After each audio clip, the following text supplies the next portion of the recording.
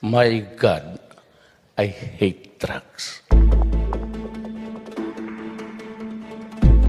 The Senate and the House have yet to meet and reconcile their versions of the proposed Bangsamoro Basic Law in what's known as a bicameral conference committee. But this early, anxiety is building, especially for the Moro Islamic Liberation Front and the Bangsamoro Transition Commission that crafted the proposed law.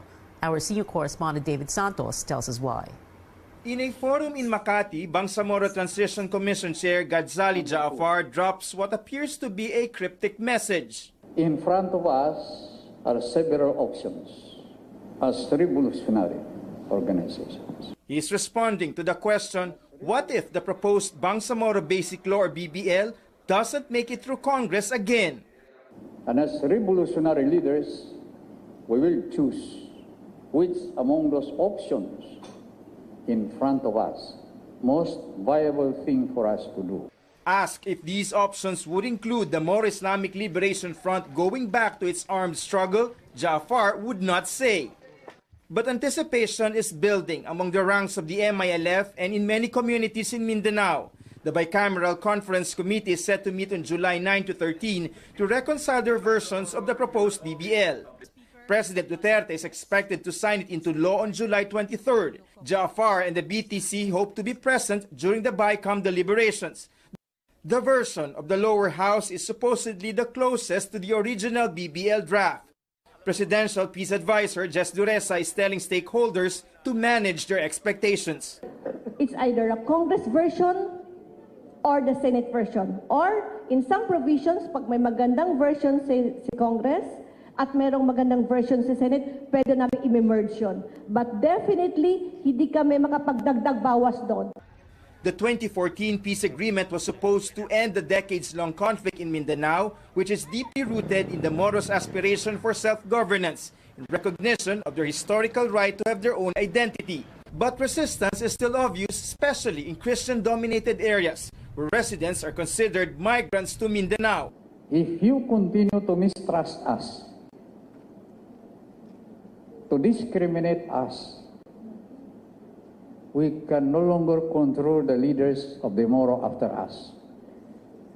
So pag nagpatuloy yung ganyan, treatment ng ganyan, can you blame the coming Moro after us? This issue on trust is once again placed under the spotlight when lawmakers decide on the fate of the BBL next month. David Santos, CNN Philippines. We appreciate all your online comments on our top stories tonight. Keep them coming to our pages at CNN Philippines. We're also live right now on Facebook. Well, here are today's global headlines. Heads up, Facebook users, your posts may have been compromised from May 18 to 22. About 14 million users of the social media site had their default sharing setting for all new posts set to public during that period. The bug occurred while Facebook was testing a new feature. The company's employees have already set all affected posts to private. These include those that people may have meant to share publicly. Affected Facebook users will see a message urging them to review their posts and a link to a list of what they shared on Facebook while the bug was active. Time magazine is out with another cover aimed at U.S. President Donald Trump. It shows Mr. Trump looking into a mirror to see his reflection decked out in royal garb. The caption reads, "King Me." The artist says this portrait gets to the heart of how Trump and his legal team have approached the past week and the past 500 days. It's a nod to President Trump's tweet this week that said he was the absolute, or he has the absolute right to pardon himself, but that he's done nothing wrong. And a new discovery indicates there could be life on Mars. The U.S. National Aeronautics and Space Administration, or NASA, says its Curiosity rover found organic molecules in the soil on Mars. Samples were taken from a 3 billion-year-old mudstone. A NASA astrobiologist clarifies the findings are not hard evidence of life because the molecules may have come from other non-biological sources. The Curiosity rover also detected methane in the Martian atmosphere, another sign of possible life. Get ready for another dose of Legally Blonde. The film's lead star, Reese Witherspoon, confirms the third film in the series is in the works. CNN's David Daniel has that and more in the Hollywood Minute. Labor officials are set to announce new minimum wage rates this month to address increasing prices of basic goods and services. Is this really good news? Our extra meter reports the move may force retailers like supermarkets to raise prices even more. Labor Undersecretary Jing Para says new minimum wage rates will take effect across the country before June ends. This after Labor Secretary Silvestre Bello has tasked regional wage boards to study a wage hike as consumer prices jack up. The wage board has already met and they're now coming up with their recommendation. So pretty soon, magkakaroon na po tayo ng issuance kung magkano ba yung itataas. Para says regional wage boards will submit their final recommendations to Bello as soon as he returns to the country. But one thing is for sure, the proposed 750 peso legislated national minimum wage is a no-go unless passed by Congress. Magkaiba-iba po yung mga region, no? Hindi po pare-pareho ang economic activity. But an association of supermarkets says the wage increase may trigger a domino effect and force their members to slightly hike product prices. This is apart from their planned gradual price hikes spurred by the tax reform law. So because of that, all will have to adjust their margins. When that happens, it's not just the manufacturer who adjusts their margin. Some operations like retail outlets may have to adjust margins too. The association's president, Stephen Kua, also manages a supermarket near Welcome Rotonda in Manila. Kua says small and medium players like him are caught in the middle. Recently, they increased prices of their goods because of higher taxes. But higher prices also drive consumers to buy products from bigger players that offer the same at lower prices. So, they have no choice but to settle with moderate price hikes for less profit and downsize their operations. So we're seriously considering closing this whole section para paupan na lang sa tao. We'll just get rental income na lang rather than carry all these products. We used to have 9 checkout counters. Now we have 5, no? The Trade Department, just like the Bangko Sentral ng Pilipinas, believes the inflation rate in general will go down in the coming months. The DTI is also appealing to manufacturers and retailers to stay within suggested retail prices. Kung pwede po, maliit lang because this will be part of the computation sa minimum wage na itataas.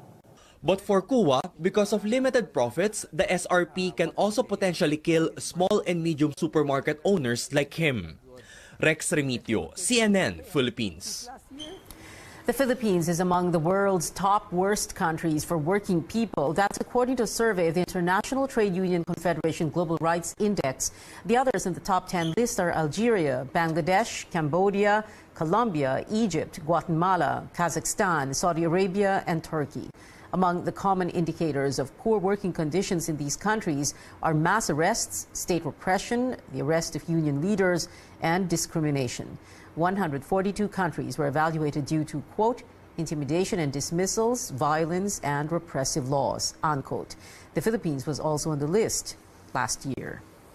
Keep your rain gear always at hand because it's officially the start of the rainy season. The Weather Bureau, Pag-asa, cites widespread rainfall recorded in most of its stations. Rains are brought about by the southwest monsoon. While Metro Manila will have widespread rains and thunderstorms in the coming days, Pag-asa says this will be followed by dry periods or monsoon breaks for up to 2 weeks. What triggered the southwest monsoon is Doming, which intensified into a tropical storm this morning. The storm continues to move northeast toward Japan and is forecast to exit the country this weekend. Pag-asa says Doming continues to enhance the southwest monsoon. So this weekend, expect moderate to occasional heavy rains that could trigger flooding and landslides in Metro Manila, Calabarzon, Mimaropa, the Bicol region, Western Visayas, and the provinces of Aurora, Bataan, and Zambales. The rest of Luzon and the Visayas will have cloudy skies with light to moderate rains and isolated thunderstorms. Mindanao will see isolated downpours because of localized thunderstorms. The Court of Appeals is firm. A Filipino drug mule on death row in Indonesia cannot testify against her alleged illegal recruiters unless she comes home. The Santo Domingo Nueva Ecija Regional Trial Court earlier allowed Mary Jane Veloso to send a testimony against her alleged recruiters, Cristina Serio and Julius Lacanilao. The appellate court, however, reversed this decision in December and denied a motion for reconsideration on Tuesday for lack of merit. The court says the government should instead convince Indonesia to allow Veloso to return temporarily to the Philippines to take the witness stand. Veloso was sentenced to death in October 2010 after Indonesian authorities found heroin in her suitcase. She was supposed to be executed in April 2015, but was granted a last-minute reprieve.